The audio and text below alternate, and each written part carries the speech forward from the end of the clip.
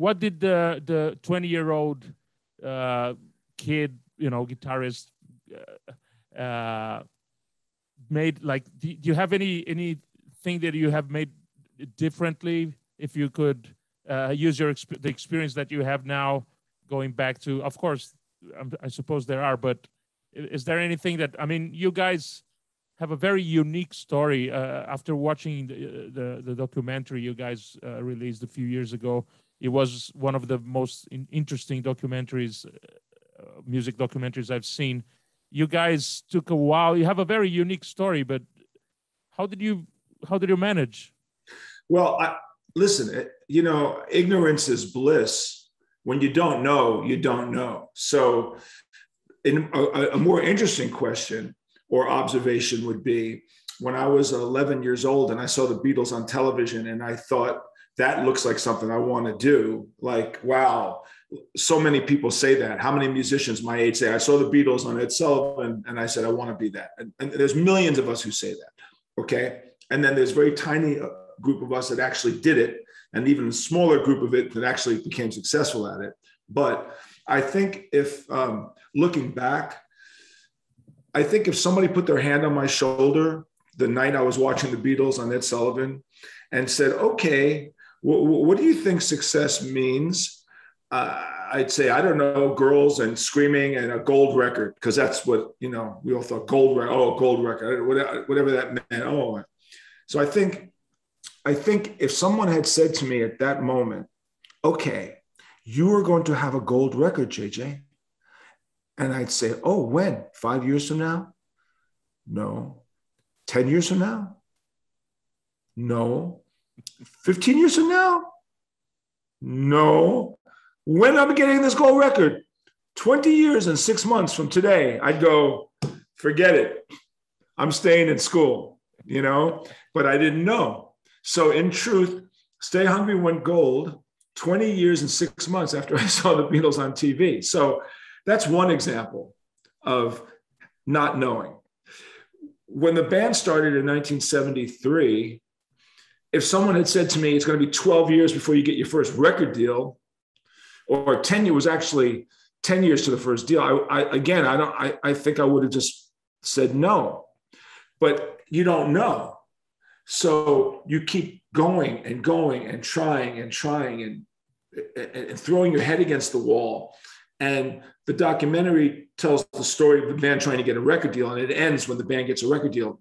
Doesn't talk about, we're not going to take it and I want to rock or any of that stuff. So that's what makes the documentary interesting. The book goes into really great detail, not only as to how that journey was, but then what happened after. Because so many people said, so where's the second part of the documentary? And I said, read my book and you will see that, I'll put it this way. I have 37 gold and platinum records now as a musician, producer, manager, executive producer, and they're all in a room. And I look at them every day and I go, wow, that's really cool, But if you had shown me a picture of those 37 records when I was 20 and said, what do you think of this? I'd go, I must be the smartest, most famous, richest guy in the world. Instead, I look at it and I go, the price I paid to get that, what I went through to get it, I don't know if it was all worth it, because it came with a lot of baggage and a lot of pain. And while it is something that can never be taken away, it's there and it proves that we have made a mark. There's no way to know how hard it was going to be and how close we came in so many times, whether personally or through the band. We came to the edge where we could have fallen off, and then we fell off. When we fell and we came back, and it's a pretty crazy story. And I don't believe it's similar to any other band story, because it took so many years just to get the first record deal.